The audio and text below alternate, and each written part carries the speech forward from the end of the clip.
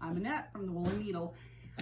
If you have used our patterns in the past, you probably realize very often I use what's called the elongated blanket stitch. And I'm just going to do a really quick demo and show you what I mean by an elongated blanket stitch. So when you see it or come across it in one of my patterns, you know what to do.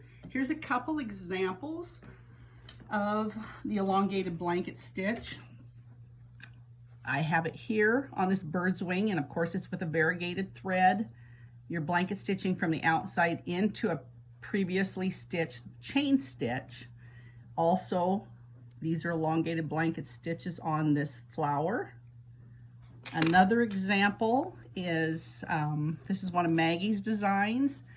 We did it on the flower, or on this leaf, and we pivoted off of a center point French knot. So it really put a fun texture to the sides of the leaf, elongated stitches here, and then we started shaping them to a point to get this appearance.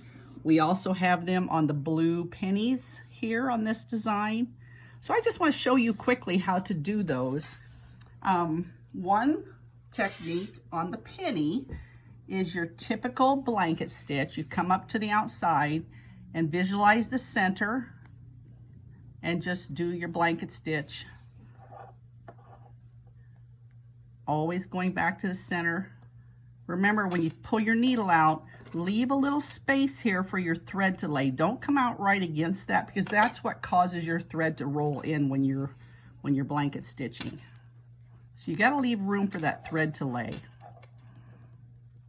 So we'll just do a few of these.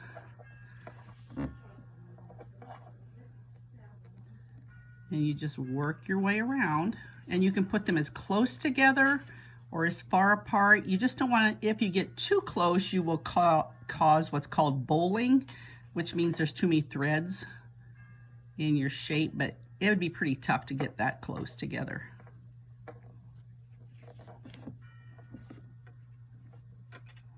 And you just continue to go around. And that is an elongated blanket stitch off of a pivot center. Another place I like to use it is on leaves, and I've prepared this leaf. I have fused it to my background. This is just a sample. I blanket stitched around with the variegated thread. I just took a pencil and drew a curvy line on my leaf, chain stitched there, and then again, to long elongated blanket stitch, I go in and stitch. I pull my chain stitch back just a hair and then pull up, and it just gives a really nice effect using your thread to help with your design. And you can put those as close as you want, but they can be this deep also. You just continue down your line. And it's just a nice effect. You can change colors. This could be a deep green. I mean, depending on what your design elements you want in your design. So it's something new. Again, the elongated blanket stitches we use quite often. That's my tip.